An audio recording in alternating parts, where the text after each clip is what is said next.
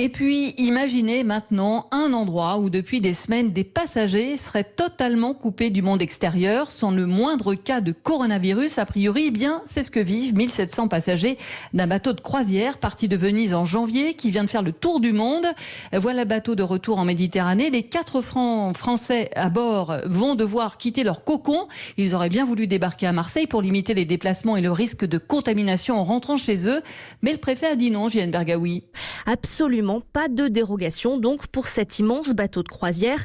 Marseille n'était pas une escale prévue, alors le préfet des Bouches-du-Rhône refuse le débarquement de ces touristes. Pourtant, le bateau est sain, assure la compagnie Costa. Il est parti d'Australie voilà plus de 30 jours, la période de quarantaine est donc passée. Et à bord, explique-t-elle, il n'y a pas de malade. Alors les passagers français ont du mal à comprendre ce refus.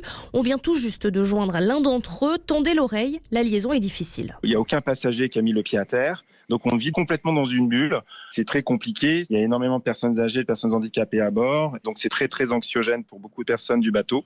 Et nous aujourd'hui, on n'a aucun port qui est annoncé encore. Le Costa Deliciosa prend en ce moment même la direction de Barcelone. Les autorités espagnoles ont accepté que leurs ressortissants débarquent.